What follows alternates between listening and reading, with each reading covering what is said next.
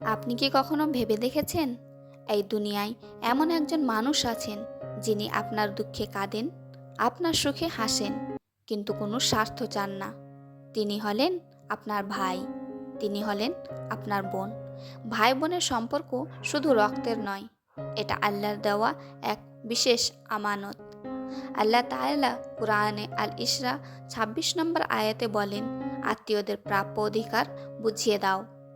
ভাই বোন একে অপরের সবচেয়ে কাছের আত্মীয়, তাই তাদের হক আদায় করা আমাদের ঈমানেরই অংশ।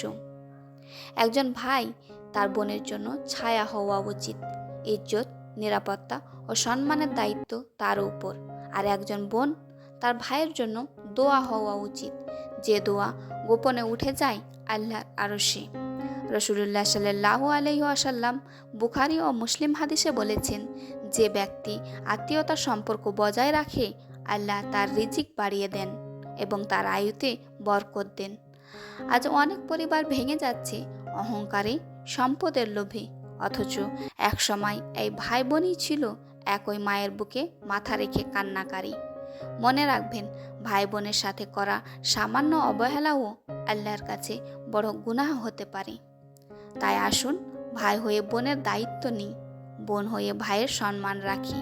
কারণ যে সম্পর্ক দুনিয়ায় যত্নে রাখে, আল্লাহ সেই সম্পর্ককে আখিরাতেও সম্মানের সাথে টিকিয়ে রাখেন। ভাই বোনের ভালোবাসা টিকিয়ে রাখুন, এটাই ঈমানের সৌন্দর্য, এটাই আল্লাহর সন্তুষ্টির পথ।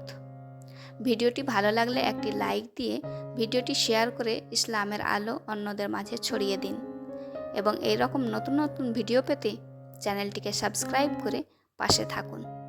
ধন্যবাদ।